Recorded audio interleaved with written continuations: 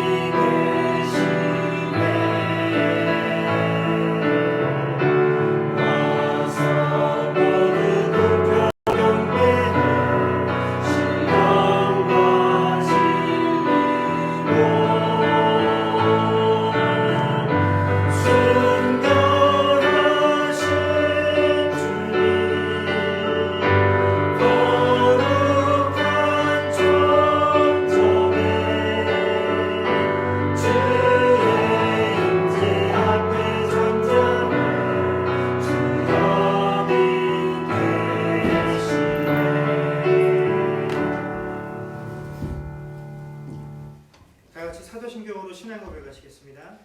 전능하사 천지를 만드신 하나님 아버지를 내가 믿사오며 그 외아들 우리 주 예수 그리스도를 믿사오니 이는 성령으로 잉태하사 동정녀 마리아에게 나시고 본디오 빌라도에게 고난을 받으사 십자가에 못 박혀 죽으시고 장사한 지 사흘 만에 죽은 자 가운데서 다시 살아나시며 하늘에 오르사 전능하신 하나님 우편에 앉아 계시다가 저리로서 산자와 죽은 자를 심판하러 오시리라. 성령을 믿사오며 거룩한 공회와 성도가 서로 교통하는 것과 죄를 사하여 주시는 것과 몸이 다시 사는 것과 영원히 사는 것을 믿사옵나이다. 아멘. 다 같이 자리에 앉으시고 찬송가 49장 찬양하겠습니다.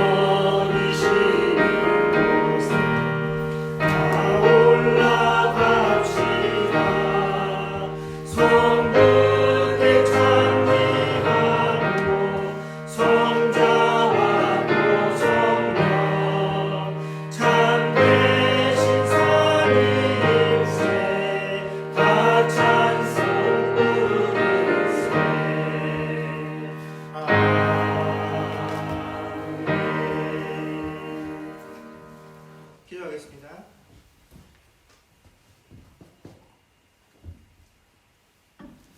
좋으신 하나님 은혜를 감사합니다. 지난 한 주간 동안에도 하나님께서 각 가정 가운데 허락하신 귀한 처소에서 우리 삶과 동행하여 주시고 또한 우리 삶의 주인 되시며 인도하여 주셨다가 오늘 거룩한 주의 날을 맞이하여 이렇게 함께 모여 하나님께 예배 드릴 수 있도록 하여 주시니 주여 감사를 드립니다. 지난 한 주간 동안 우리의 삶의 모습들이 어떠했든지 간에 하나님 우리의 모습을 더럽다 추하다 하지 아니하시고 하나님의 전 앞에 모이는 것을 더욱더 기뻐하시는 하나님, 우리가 오늘 하나님의 은혜를 사모하며 하나님 만나기를 기대하며 이 전에 모였사오니 오늘 우리 한 사람 한 사람들을 위하여 예배하신 하나님의 크고 놀라우신 은혜들이 우리 한 명의 심령들을 덮는 그런 귀하고 복된 시간들이 되어질 수 있도록 주께서 은혜로 함께하여 주옵소서. 이제 지난 2년 동안 우리들을 참으로 힘들게 했었던 이 팬데믹의 시간들이 점차적으로 종료되어져 가는 상황을 저희가 맞이하고 있습니다. 물론 병들은 아직도 남아있어서 또 그 고통 가운데 우리가 여전히 신음하고 고통받고 있으나 이제 우리의 삶들은 일상으로 돌아가기 위한 많은 노력들이 우리 주변들에서 벌어지고 있습니다. 이것들을 우리가 어떻게 받아들이고 또한 용납하고 또 우리가 어떻게 적응하며 살아가야 하느냐 하는 것들이 우리에게 숙제로 짊어지게 되었고 또 우리가 지혜롭게 이 일들을 감당해야 되는 그런 시점에 서게 되었습니다. 그러나 하나님, 우리가 가장 중요한 것은 우리가 시대가 어떠하든 상황이 어떠하든 우리를 둘러싸고 있던 환경이 어떠하든지 간에 우리의 주인 되신 하나님을 바라보며 우리가 이 환경이 휘어들린 것이 아닌 하나님의 말씀 가운데서 온전히 붙들림 받아서 그 말씀에 온전히 뿌리를 내리고 살아가는 것들이 우리에게 참으로 중요합니다. 그러하니 하나님 어떠한 상황과 어떠한 처지와 또 형편들이 우리 앞에 놓여 있든지 간에 우리가 말씀을 기준 삼고 하나님을 기준 삼아 아버지 하나님 이 세상을 이기며 살아나갈 수 있는 주의 백성들 되게 하여 주시옵소서. 하나님 이 팬데믹에 대한 우려뿐만이 아니라 아버지 하나님 오랜 시간 동안 우리 한 명 한 명들을 육체적으로 힘들게 하는 많은 육신의 질병들을 가지고 있는 주의 백성들이 있습니다. 하나님, 우리가 그동안은 이 팬데믹의 영향이 너무 컸기 때문에 우리가 잊고 지냈던 우리 삶의 작은 육체적인 연약함들, 문제들 하나님께서 다 아쉬움에 하나님 그 육신의 연약함들을 회복하고 우리가 치료하는 그 모든 손길들 위에 하나님께서 함께하여 주셔서 하나님, 우리 육신들이 더욱더 연약해지지 아니하도록 치료를 더할 때마다 그 치료 손길들을 통하여 우리 육신들이 정상적으로 우리의 삶을 영위하는데 어려움이 없도록 인도하시는 은혜가 있게 하여 주시옵소서. 하나님 또한 바라고 원하기는 이제 모든 것들이 일상으로 돌아가면서 더욱더 우리가 더욱 생각해야 될 것은 우리의 영적인 삶들입니다. 하나님 이 팬데믹이 시작되기 이전까지 우리가 가졌던 아버지 하나님에 대한 열심들과 또 교회를 섬기는 열심들과 교회를 사모하는 그 열심들을 아버지 하나님 우리로 하여금 회복해 하여 주셔서 아버지 하나님 이전과 같이 우리가 하나님 앞에서나 또 아버지 하나님 하나님께서 한 몸된 교회를 부르신 교우들과의 관계 가운데 어려움이 없도록 또한 우리가 존재하는 그것들로 인하여 하나님께서 기뻐하실 수 있으며 또한 우리가 하나님께 부름받은 그 부르심에 합당한 일들을 행하는데 부족함이 없는 교회로 아버지 하나님 든든히 서갈 수 있도록 주께서 은혜로 함께하여 주시옵소서. 아버지 하나님 그 시간들을 통하여 많은 연약함들이 우리 교회 가운데 있음을 확인하게 되었고 또 아버지 하나님 여전히 그 연약함들이 우리 가운데 남아 있습니다. 하나님 우리가 이 연약함들을 가지고 주님 앞에 나아가기를 소망합니다.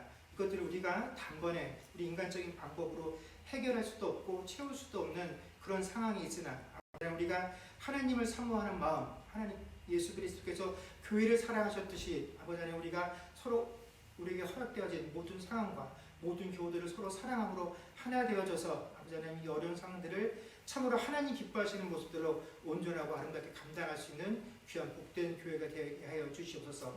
오늘도 예배를 사모하며 먼 곳으로부터 달려나온 수많은 발걸음들을 주께서 기억하시고 먼 길을 오고 갈 때마다 늘 안전함으로 동행하여 주시기를 소망하며 우리 주 예수님 이름으로 기도드립니다. 아멘.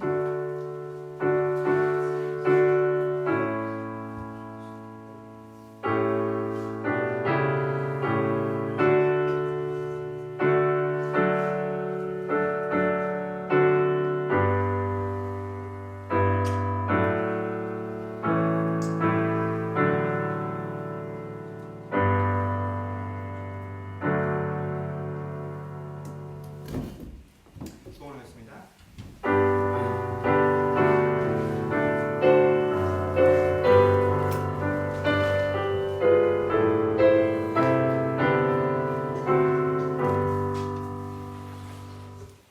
기도하겠습니다.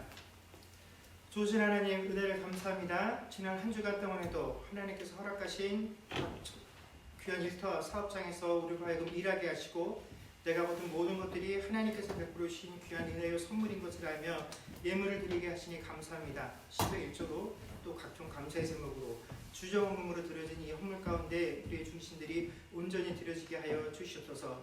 하나님 이 팬데믹의 시간들을 통과하면서 우리가 경제적으로 많은 어려움들을 겪고 있습니다. 또 전쟁으로 인하여 예상치 못했던 아버지 하나님 많은 비용들이 소번해서 아버지 하나님 우리의 일상에 필요한 많은 것들이 또 물가가 많이 오르는 그런 상황을 우리가 통과하고 있습니다. 물질이 늘 많아도 우리에게 부족한 것처럼 느껴지는 그런 상황인데, 하나님, 우리가 이 물질들로 인하여 하나님 앞에 범죄하는 일이 생기지 아니하도록 각 가정 가운데 필요한 물질들을 하나님께서 허락하여 주시옵소서. 그러나 바라고 원하기는 우리가 주님 앞에 드리는 기도의 고백처럼 우리가 일용할 양식으로 인하여 늘 하나님께 감사하고 기뻐할 수 있는 그런 신령들을 가진 자들 되게 하여 주시옵소서.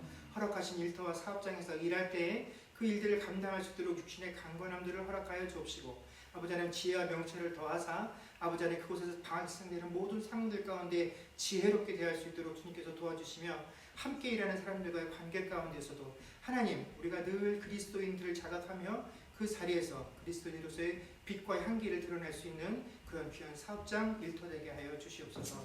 감사드리며 우리 주 예수님 이름으로 기도드립니다. 아멘. 네, 교회 소식 전하겠습니다. 먼저 한 가정이 저희 교회에서 함께 신앙생활을 하시게 됐습니다. 우리 최원준, 윤문성 집사님 가정이 저희 함께 신앙생활하기로 하셨는데, 오늘 예배 끝난 후에 우리 교제하면서 인사 나누도록 하겠습니다. 환영하겠습니다. 그 학생들은 저 뒤에 서 계시는 선생님 따라서 이동을 하시면 주의를 들어가도록 하겠습니다.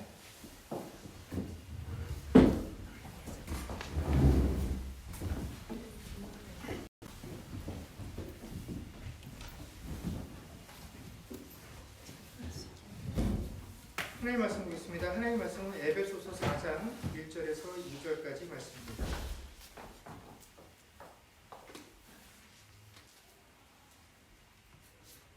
에베소서 4장 1절에서 2절까지 말씀이 짧기 때문에 다 같이 함께 읽도록 하겠습니다. 읽겠습니다. 시작. 그러므로 주 안에서 갇힌 내가 너희를 권하노니 너희가 부르심을 받은 일에 합당하게 행하여 모든 겸손과 온유로 하고 오래 참음으로 사랑 가운데서 서로 용납하고. 아멘. 에베소서는 모두 6장으로 구성이 되어 있습니다. 그 앞에 1장에서 3장까지는 하나님께서 이루신 구원 사역과 또 그 하나님의 구원하심의 사건들을 통해서 성도인 우리가 누리게 되는 그 영광스러운 신분, 그리고 성도가 되었을 때 우리가 갖게 되는 권리가 어떠한 것인지에 관한 내용들을 기록하고 있기 때문에 우리가 흔히 교리에 관한 내용들을 담고 있다라고 이해를 하고, 반면에 4장부터 6장까지에서는 그렇다면 그리스도인으로 부름을 받은 하나님의 은혜를 받고 사는 우리들이 실제로 세상을 살아나갈 때는 어떻게 살아나가야 하느냐 하는 내용들을 담고 있는 것이 에베소서 4장부터 6장까지의 내용입니다. 그래서 이 바울 사도는 그렇다면 그리스도인이 이 땅에서 어떻게 살아야 하느냐 하는 그 문제를 다루며 있어서 가장 큰 지상 명제를 그리스도인들에게 선포하고 있는데, 그것이 뭐냐면 바로 부르심을 받은 일에 합당하게 행하라라는 것입니다. 모든 그리스도인들이 무엇을 행함에 있어서 가장 첫 번째 되는 조건, 이건 고려해야 되는 사항이 아니라 그리스도인이라면 마땅히 해야 되는 가장 큰 명제가 되는 것이 부르심에 받은 일에 합당하게 행하는 것입니다.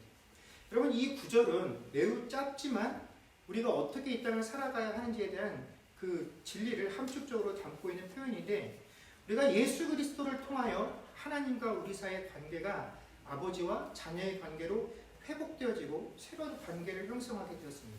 그런데 이렇게 새롭게 형성되어진 관계 속에서 과연 우리가 믿고 신앙생활하는 이 기독교의 신앙의 주도권이 과연 누구에게 있느냐 하는 부분이 바로 여기에 담겨져 있기 때문에 그렇습니다.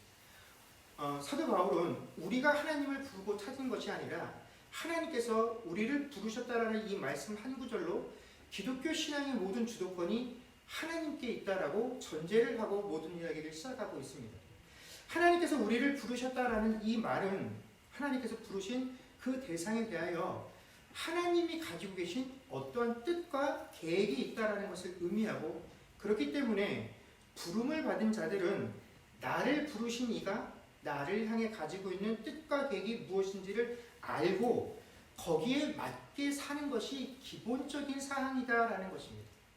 그런데 막상 성도들이 신앙생활을 함에 있어서 하나님께서 나를 구원하셨다라는 그 사건, 내가 중생하여서 새로운 새 생명을 얻었다라는 그 사실에 대해서는 흔들림이 없고 오해함이 없이 그 내용을 이해하지만 마땅히 그 구원의 사건 이후에 내가 하나님 뜻에 속한 자로서 그 뜻을 알고 그곳에 순종하며 살아야 한다라는 그 부분에 대해서는 많은 오해가 있는 것이 실상이다라는 것입니다.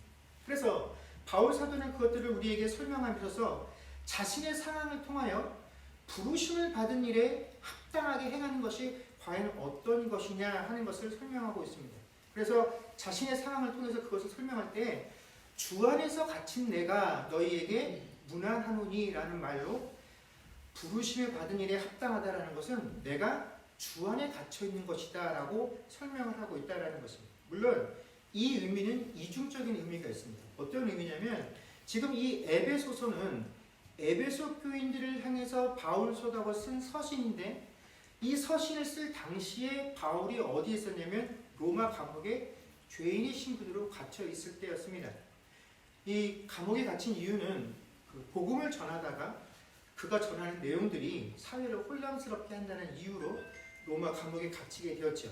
그런데 이 바울이 복음을 전하다가 감옥에 갇히게 된 이 상황을 바라보면서 많은 성도들이 두 가지로 편이 갈려져서 이 바울이 감옥에 갇힌 상황을 판단하기 시작했다라는 것입니다. 첫 번째 어떤 경우냐면 바울이 복음을 전하다가 이 복음 때문에 사회적인 혼란을 초래하게 되어서 감옥에 갇히게 되었으니 자칫 우리가 전하는 이 복음이 사회에 유익하지 못하고 사회에 해를 끼치는 것은 아닌가, 세상 사람들에게 부정적인 모습으로 우리 기독교가 보이는 것은 아닐까 하고 바울의 그 행동들 때문에 그 과격하고 공격적인 복음 전파 행위가 오히려 우리에게 방해가 되는 것은 아닌가 하고 걱정하는 이들이 있었고, 또 한 무리는 이런 경우죠.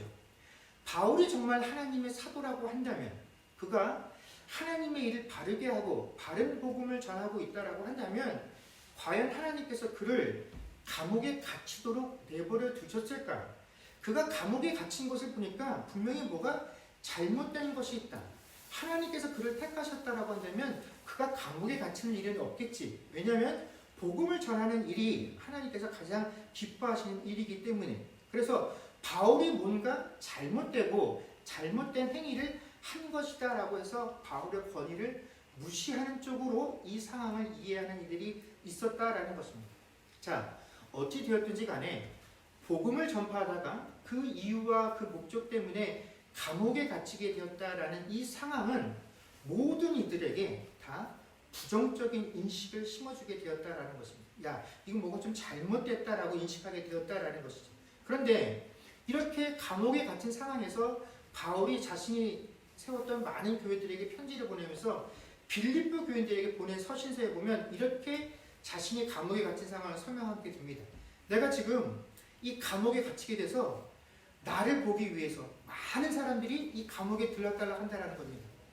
로마의 그 귀족들이 도대체 이 복음이 뭐고 복음을 전하다 보니 바울이라는 인물이 어떤 사람인지 궁금해서 감옥까지 자기를 보러 오는 이 상황을 자기가 보면서 내가 이 감옥에 갇히게 된 것이 바로 복음을 전하기에 너무나 좋은 상황이기 때문에 나는 지금 이 상황, 복음을 전하다 감옥에 갇히게 된 이 상황을 기쁘게 생각한다라고 고백하면서 이 상황을 빌립보 교인들에게 편지를 써서 알려주었다라는 것입니다. 바로 이것이 뭡니까? 부르심을, 자신이 무엇을 위하여 부르심을 받았는지, 그래서 그 부르심 받은 것에 합당하게 행하여야 한다는 것이 무엇인지를 이해한 사람만이 자신이 겪고 있는 이 상황 속에서 기뻐할 것인지 슬퍼할 것인지를 제대로 이해하고 고백할 수 있다는 것입니다. 감옥에 갇혔으나 내가 기뻐할 수 있는 일은 내가 바로 복음을 전하기 위해서 부르심을 받았는데 감옥에 갇혀서도 내가 이 일을 할 수 있으니 이 감옥에 갇힌 일은 부끄러워하거나 창피하거나 잘못된 일이 아니라 오히려 기뻐하고 하나님 앞에 감사해야 할 일이다라고 바울 스스로가 고백을 하고 있다는 것입니다. 여러분, 우리가 잘 아는 것처럼 이 바울이라는 인물은 회심하기 이전에는 예수를 핍박하는 것에 있어서 그 당대의 제1인자였던 사람입니다. 그래서 바울이 회심했다라는 이야기를 듣게 되었을 때 기존에 예수를 믿고 있었던 많은 예수님의 제자들이 이 사실을 인정하지 못했습니다. 바울이 예수 믿게 됐다고? 어떻게 그런 사람도 예수 믿을 수 있지? 인정하지 못한 게 아니라 인정하기가 싫었던 것입니다. 왜냐하면 그동안 이 바울을 통해서 받은 박해가 너무나 컸기 때문에 이런 사람이 예수를 믿어서 우리가 한 형제로 자매로 이 사람을 받아들여야 한다면 그동안 이 바울 때문에 목숨을 잃었던 수많은 사람들의 그 죽음을 무시하는 것처럼 느껴졌기 때문에 이 바울이 예수 믿고 한 형제가 되는 것에 대해서 굉장히 많은 그리스도인들이 꺼려했다라는 것입니다. 그 중에 한 사람이 아나니아였죠. 그래서 예수님께서 이 아나니아에게 가서 바울이 앞을 보지 못할 때 이 바울의 눈을 떠주게 하는 그 역할을 시켰을 때 아나니아가 이걸 거부합니다. 이때 예수님께서 아나니아에게 이렇게 말씀하시죠. 사도행전 9장 15절 말씀입니다. 같이 읽겠습니다. 시작. 주께서 이르시되 가라. 이 사람은 내 이름을 이방인과 임금들과 이스라엘 자손들에게 전하기 위한 택하여 나의 그릇이라. 아멘. 내 일을 시키기 위해서 내가 택한 나의 그릇이다라고 하나님께서 바울을 회심시키신 이유를 설명하고 있죠. 하나님께서 바울을 부르신 이유가 뭐라고요? 복음을 전하기 위해서다라는 것입니다. 그런데 지금 바울 사도가 로마 감옥에 갇혀있는 이 상황이 바로 바울이 예수께 부르심을 받은 그 일에 합당하게 행한 결과다라는 것입니다. 그런데 많은 성도들이 내가 마땅히 하나님의 부르심에 합당하게 행했다라고 한다면 그 결과가 누가 보아도 형통하고 또 누가 보아도 존귀하다라고 여김받을 수 있는 그런 삶을 살아야 된다라고 그런 결과를 받아야 한다라고 기대한다라는 것입니다. 저 사람이 예수 믿는데 예수 믿는다고 저렇게 열심히 살더니 역시 복받아도 잘 사는구나, 잘 되는구나, 인정받는구나 이런 평가를 세상에서 받아야 비로소 신앙생활 잘하고 하나님 부르심에 합당하게 살았다라고 이해할 수 있다라는 것입니다. 그렇게 되어야지만 예수를 믿는 의미가 있다라고 생각합니다. 그런데 이것은 일반적인 종교성의 특징이죠. 사람들이 신앙을 갖고 신앙생활하는 원초적인 이유이자 목적이 내가 그 신을 믿고 그 신을 신령을 통해서 뭔가 세상에서 잘 되고자 하는 것들을 가지고 신앙생활을 하지만 우리 신앙의 출발은 뭐라고요? 내가 그 신, 우리 하나님을 부르는 것이 아니라 하나님께서 나를 부르셨다라는 것입니다. 그래서 그 부르심에 합당하게 행한다라는 것은 내가 세상을 살면서 어떤 행위를 통하여 내가 1차적으로 세상 사람들에게 영광을 받고 내가 영광받는 그 모습을 통하여 하나님께서 그 다음에 2차적으로 영광을 받는 것이 아니다라는 것입니다. 내가 세상 사람들에게 어떻게 평가를 받고 어떻게 보여지든 혹여 세상 사람들이 가지고 있는 그 안목과 가치관의 평가로 실패했다라고밖에 말할 수 없는 그런 실망스러운 결과 안에 내가 지금 서 있다라고 할지라도 하나님께서 우리를 부르신 그 이유, 그 목적, 복음을 전하는 일에 합당하게 살고 있다라고 한다면 그 방법이나 과정은 전적으로 하나님께 속한 것이고 우리는 그저 내 삶이 하나님께서 행하시려는 그 일에 부르심받아서 그 안에 속해 있다라는 것만으로 기뻐하는 것, 이것이 바로 부르심받은 일에 합당하게 행하는 것이다 라는 것입니다. 그래서 오늘 우리가 본문을 읽을 때 오해를 해서 안 되는 것은 뭐냐면 우리가 부르심에 합당하게 행한다라는 것이 겸손하고 온유하거나 혹은 오래 참음과 같은 성품을 갖게 되는 것이 하나님 뜻에 합하게 행하는 것이 아니다라는 것입니다. 또 우리가 하나님 뜻에 합하게 살게 되면 그 결과로 이런 성품이 만들어진다라는 의미도 아닙니다. 이런 성품을 우리에게 갖게 하시기 위해서 하나님께서 우리를 부르신 것이 아니기 때문에 그렇죠. 그렇다면 이 2절 말씀에 등장하는 모든 겸손과 온유로 하고 오래 참음으로 사랑 가운데서 서로 용납하고 이런 것들은 무슨 내용이냐? 이것은 우리가 바로 부르심을 받은 일에 합당하게 행하는 것, 복음을 전하는 그 일을 할 때에 우리의 자세와 태도가 어떠해야 하느냐 하는 그것을 의미한다라는 것입니다. 우리가 복음을 세상에 전할 때 복음을 전하는 우리의 자세와 태도가 어떠해야 되느냐? 바로 모든 겸손과 온유로 이 일을 해야 한다라는 것입니다. 여러분, 만약에 성도가 신앙생활을 하는데 그 신앙생활의 목표 중에 하나가 내가 이 신앙생활을 통해서 온유함과 겸손함을 좀 체득해야 되겠다라고 마음먹고 신앙생활을 한다라고 한다면, 여러분, 이것은 사실 믿는 사람과 믿지 않는 사람 사이에 큰 차이가 없습니다. 이 세상에는 내가 손해를 보지 않기 위해서 남들에게 온유하고 겸손한 자세로 일하는 사람들이 있습니다. 장사하는 사람들은 물건을 하나라도 더 팔기 위해서 어떻게 합니까? 겸손해지고 인내하고 참아내지요. 또 어떤 사람들은 그 사람의 성품이 너무 인격적으로 성숙한 사람이어서 내가 세상을 살아가면서 내 인생 최고의 가치와 내 삶의 목표를 고매한 인품을 가지는 것, 그러기 위해서 온유함과 겸손함을 가지는 게 내 삶의 최종적인 목표야. 그래서 그것을 이루기 위해서 부단히 노력하는 사람들도 있습니다. 또 어떤 사람은 천성적으로 온유함과 겸손함들을 가지고 태어난 사람이 있어서 누가 시키지 않아도 이렇게 사는 사람들이 있습니다. 그러나 이와는 반대로 다른 사람들에게 인정받고 싶어서 온유하고 겸손하게 사는 사람도 있습니다. 사실 내 마음은 그렇지 않은데 누군가에게 저 사람 정말 온유한 사람이야. 저 사람은 정말 겸손한 사람이야. 내가 살면서 저렇게 온유하고 저렇게 겸손한 사람은 본 적이 없어. 그 말을 너무나 듣고 싶어서 자신의 모든 속마음들을 감추고 그렇게 살아가는 이들도 있다라는 것입니다. 여러분, 기독교인이 아니지만 세상에는 얼마든지 기독교인보다 성품이 온유하고 겸손한 사람들이 있습니다. 저는 믿는 사람들이라고 해서 무조건 믿지 아니하는 사람들보다 우리 친자들이 더 온유하다거나 더 겸손하다라고 생각하지는 않습니다. 물론 우리가 세상에 믿지 아니하는 사람들보다 더 겸손하고 온유해야 하지요. 그러면 좋습니다. 그렇게 되어야 하는 것도 맞습니다. 그러나 타 종교인이 우리보다 더 온유하고 겸손하다고 해서 그 사람이 섬기고 있는 종교가 기독교보다 더 우월하다라고 말할 수 있습니까? 그렇진 않죠.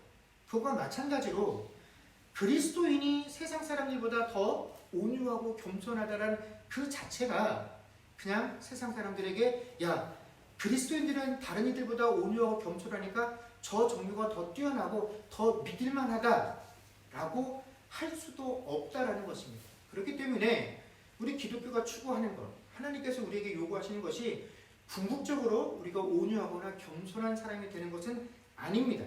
그러나 제가 이렇게 말한다고 해서 그럼 온유하고 겸손해지는 것이 우리에게 중요하지 않은 아주 사소한 문제냐? 그렇다라는 것이 절대 아닙니다. 이것이 우리에게 소홀하다라는 것이 아니라 오히려 그 반대라는 것을 제가 이야기하고자 합니다. 우리 기독교가 그래, 하나님의 최종적인 목표, 하나님께서 우리의 부르신 목적은 복음을 전파하는 일이야. 그래서 그것이 우리의 가장 큰 지상 과제가 되다 보니까 이 지상의 과제들을 해결함에 있어서 우리의 태도, 세상을 대하는 자세, 이것을 우리가 너무나 소홀하게 대하고 있다는 것이 문제다라는 것을 이야기하고자 함입니다. 그럼 우리가 잘 아는 것처럼 오늘날 기독교는 세상으로부터 많은 지탄의 대상이 되고 있습니다. 많은 문제점들을 야기시키고 있다라고 세상으로부터 평가를 받고 있죠.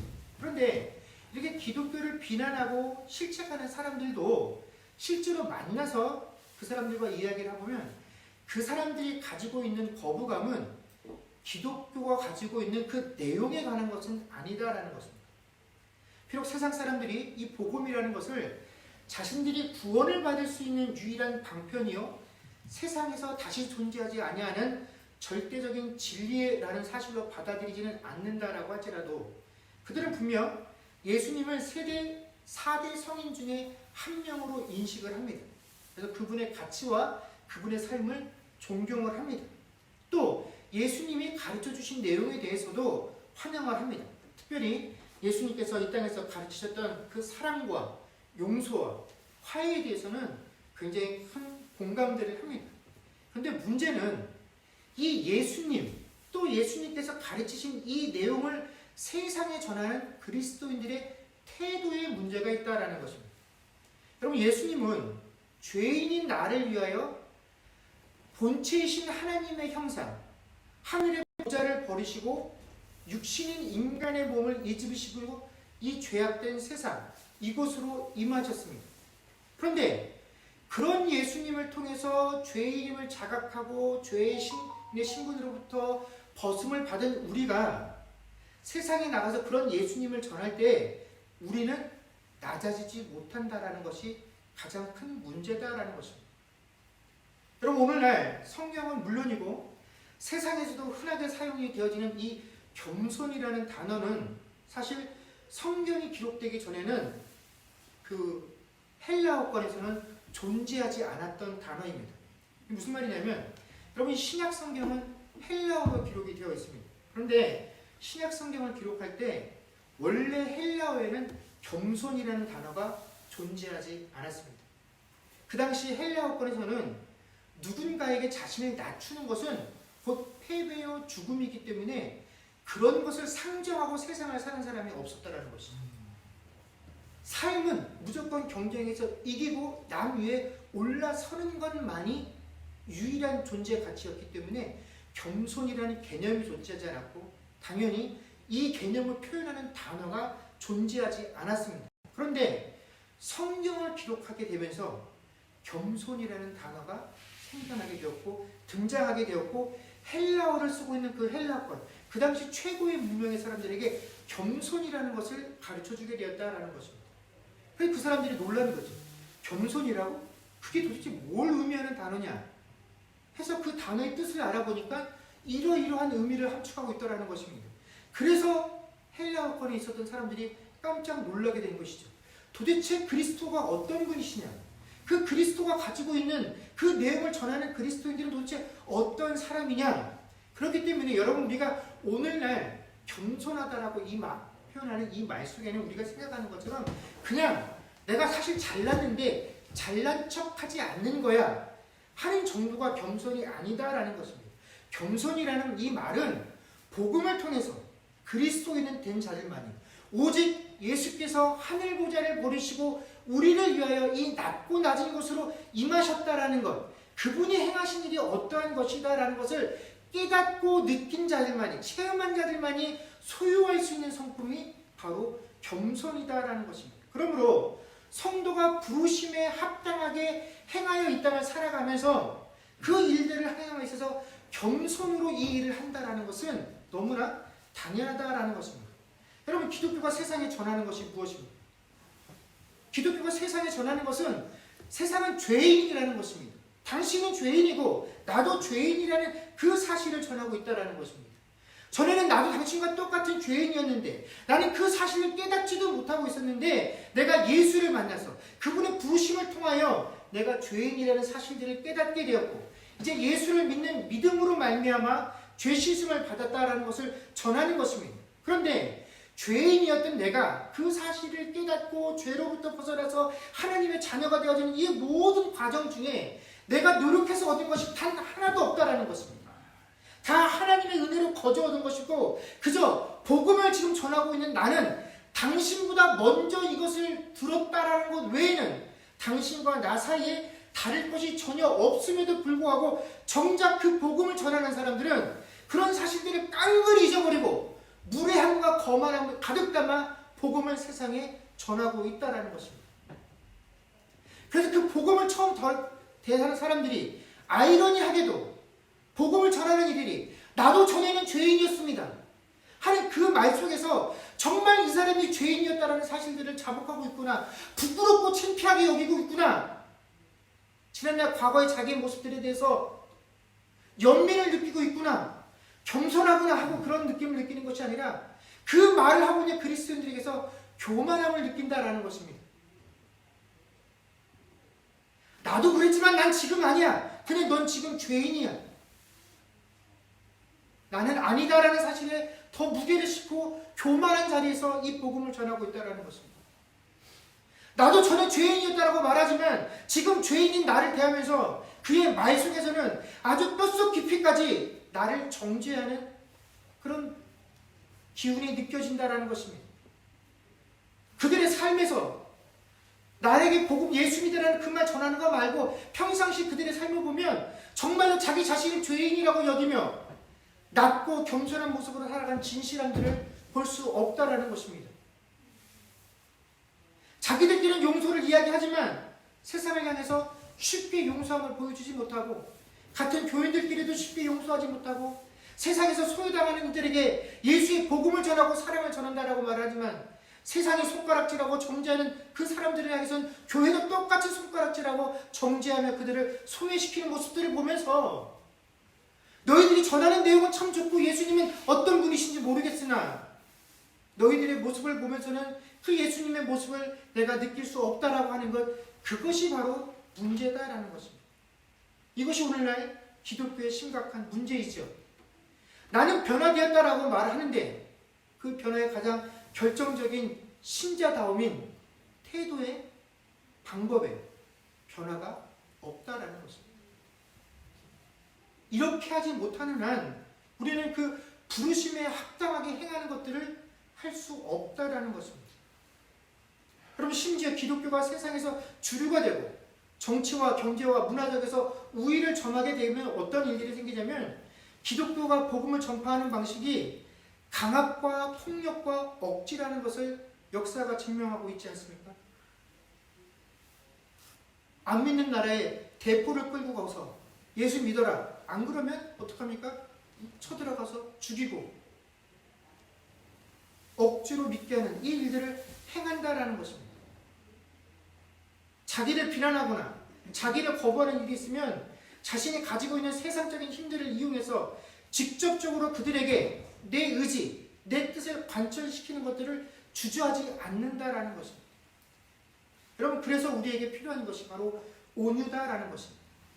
여러분, 이 온유라는 것은 단순히 누군가가 나를 억압할 때 그 억압을 참고 견뎌내는 그런 성품을 의미하는 것이 아닙니다. 온유라는 것, 신앙적으로 온유를 표현할 때 이 온유는 내가 하나님보다 앞서 나가지 않는 상태를 온유라고 합니다. 특히 원수를 갚는 일을 하나님께 맡겨두고 신경 쓰지 않는 것, 이것이 바로 신자의 온유함이다라는 것입니다.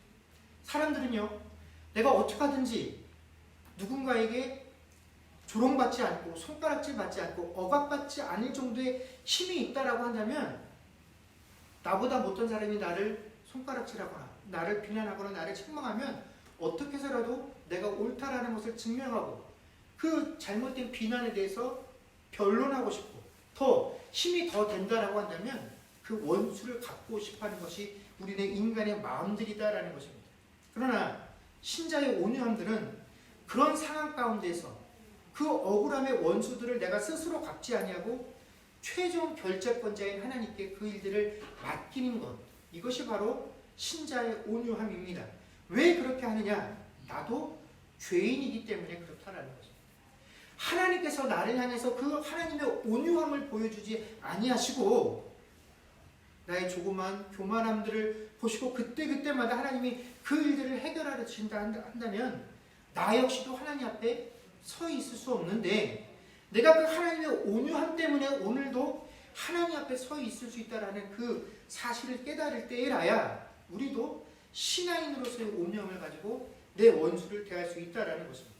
우리가 잘 아는 사사기 7장에 보면 기드온이 이스라엘을 침범했던 미디안 연합군 13만 5천 명과 전쟁을 치르게 됩니다. 이 과정에서 그들과 대적하기 위해서 이스라엘 군대를 모으죠. 그래서 처음에 2만여 명가량의 사람이 모이지만 하나님께서 제시하는 방법들을 통해서 돌려보내서 300명의 병사들을 추리게 됩니다. 그래서 이 300명의 병사들을 데리고 전쟁을 수행하게 됩니다.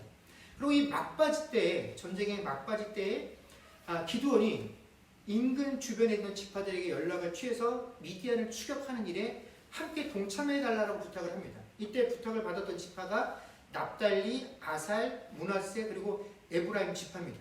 근데 앞에 이 납달리, 아셀, 므낫세 지파는 이 300명의 군대와 함께 미디안 지파들을 추격을 하고 에브라임 지파에게는 어떤 부탁을 했냐면 요단강 건너편의 자리를 잡고 있다가 그걸 건너고 있는 미디안의 군대들을 잡아달라라고 부탁을 하죠.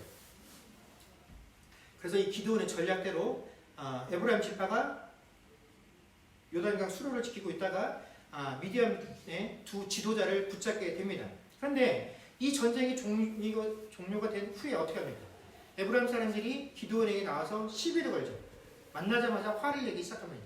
화를 낸 이유가 뭐냐면 왜 전쟁 처음 때부터 우리를 부르지 않았냐라는 것을 가지고 이 기드온에게 시비를 걸죠. 근데 이것은 누가 봐도 시비를 걸 만한 내용이 아닙니다. 왜냐하면 그 전쟁을 시작하기 전에 이미 미디안 지파 13만 5천 명이 이스라엘을 침공을 했었고 또 이들과 대항하기 위해서 기드온이 군대를 모았을 때 2만 명이나 되는 사람들이 이미 모였었죠.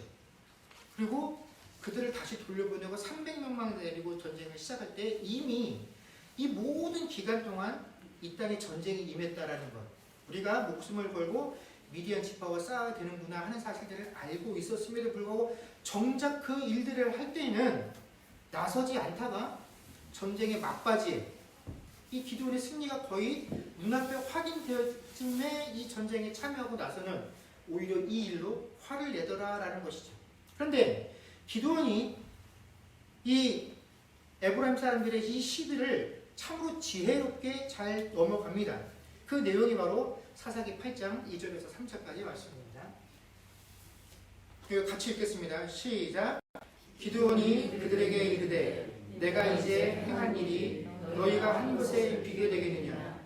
에브라임의 끝물 포도가 아비에셀의 만물 포도보다 낫지 아니하냐. 하나님이 미디안의 방백 오렙과 스앱을 너희 손에 넘겨주셨으니 내가 한 일이 거짓 너희가 한 것에 하니라. 기드온이 이 말을 하매 그때 그들의 노여움이 풀리니라. 아멘. 여러분, 만물 포도는 제철에 가장 탐스럽게 첫 번째로 수확하는 열매입니다. 당연히 이 만물 열매가 좋은 것이죠. 끝물 포도라는 것은 그 제철이 막 지나갈 무렵에 나오는 거기 때문에 비록 모양은 비슷하다 할지라도 사실은 맛과 품질은 떨어지지 않기 때문에 사람들이 별로 제대로 된 상품으로 인정을 해주지 않습니다. 그런데 기드온이 이 사람들이 에브라임 지파에게 뭐라고 하냐면 비록 너희가 끝물이지만 세상 사람들이 볼 때는 그 끝물 별것 아니다라고 하지만 너희의 끝물이 처음 시작한 나보다 훨씬 더 뛰어나다라고 평가를 해 주었다라는 것입니다. 그랬더니 이 에브라임 사람들이 어떻게 합니까? 그들의 노여움이 풀림이라고 성경에 기록을 하고 있습니다. 여러분, 이 상황에서 노여해야 한다라고 한다면 누가 노여하는 것이 맞습니다. 기드온이 하는 것이 맞죠. 이것이 순리에 맞는 일입니다. 그럼에도 불구하고 기드온은 억울한 그 상황 속에서 그냥 참는 정도가 아니라 어떻게 합니까? 그들의 비율을 맞춰주지. 그래서 그들의 노여움을 풀어주더라라는 것입니다. 물론 이것이 기드온이라는 사람의 인격 때문에 이런 일이 있을 수도 있습니다. 그러나 이런 인격의 형성이 무엇으로부터 가능했느냐? 그것은 하나님의 주권을 인정할 때. 그래, 억울하고 속상하고 답답하지. 내가 이것을 인정해버리면 내가 바보가 되는 것이고 정말 내가 잘못한 것이다 라고 세상 사람들에게 인식되어질 수 있지. 여기서 내가 바른 말을 해서 손해보지 않고 내 권익을 지키는 게 맞아라고 생각하는 것이 솔직한 우리의 심정이지만 기도는 그렇게 하지 않았다라는 것입니다. 왜냐하면 사사로 부름받은 내 일은 이 에브라임 사람들에게 내 자존심을 지키는 일이 아니기 때문에 그렇다라는 것입니다.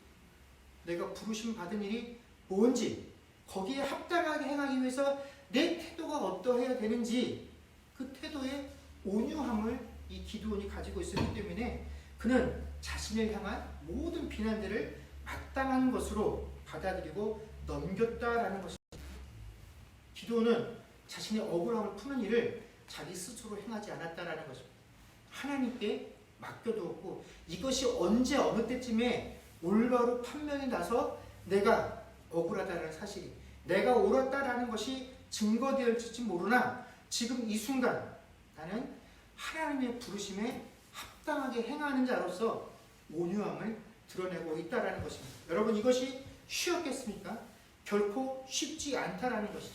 그래서 그것을 주께서도 잘 아시기 때문에 바울 사도를 통해서 뭐라고 말씀하십니까? 모든 겸손과 온유로 이렇게 하라고 이야기를 해주십니다. 제가 제 스스로의 표현으로는 내 안에 있는 온유와 겸손이라는 걸 다 짜내야 비로소 우리가 이렇게 행할 수 있다는 것이죠. 사랑하는 성도 여러분, 우리 모두는 하나님께 부름받은 목적이 있기 때문에 그 부르심에 합당한 목적에 합당하게 행하는 삶을 살아야 합니다. 만약 그렇지 않다면 우리는 하나님의 자녀가 아닌 것이죠. 그런데 하나님께서 우리에게 맡기신 일이 어려운 것이 참 문제입니다.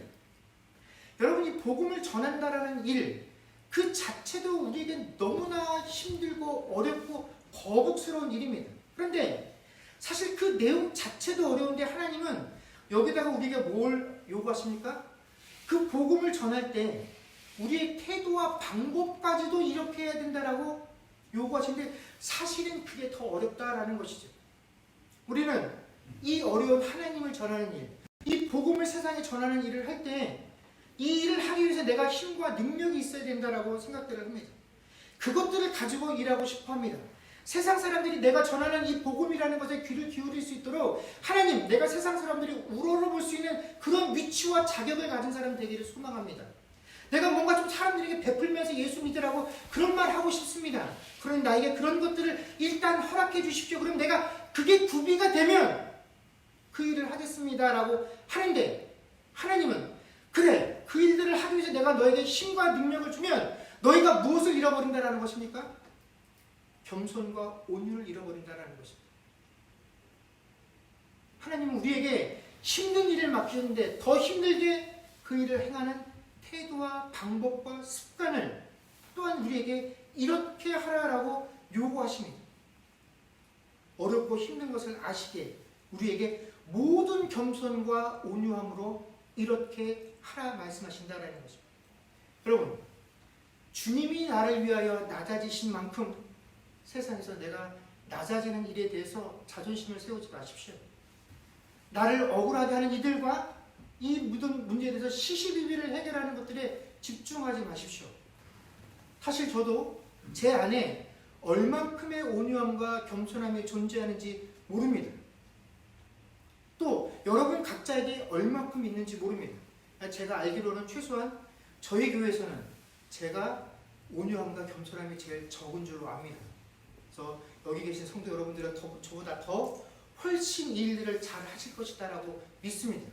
그러나 어찌됐든 주님께서 우리에게 요구하시는 것은 모든 겸손과 온유를 가지고 이 일을 행하고 살라라는 것입니다. 여기까지가 주님께서 우리에게 원하시는 것입니다. 주님은 복음을 전하는 것만으로 만족하지 않으십니다.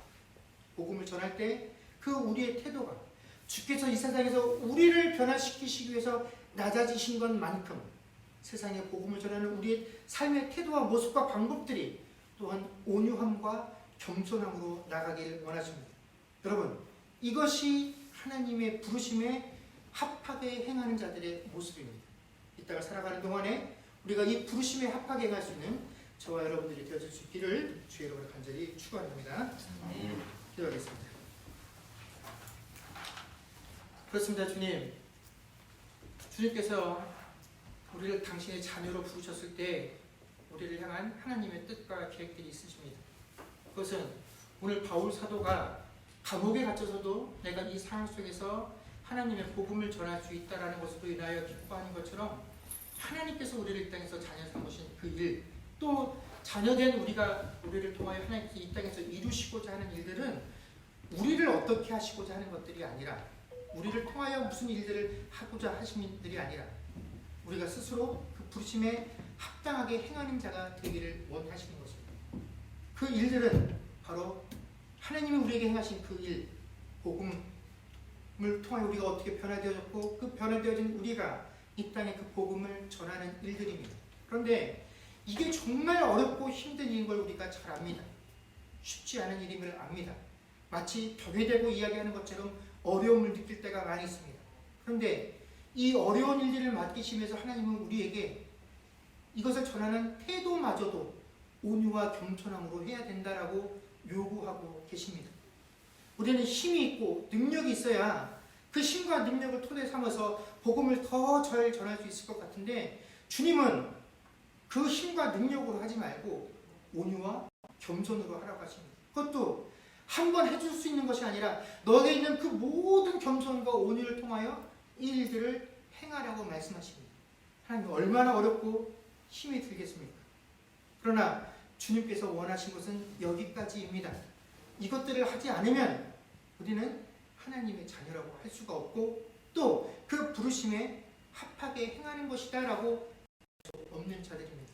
하나님, 이 말씀을 깊이 마음속에 간직하고 참으로 이 땅을 살아나가는 동안에 이 부르심에 합하게 행하는 자들 되게 하여 주옵소서. 감사드리며 우리 주 예수님의 이름으로 기도드립니다. 아멘. 찬송 주님 다시 오실 때까지 하겠습니다.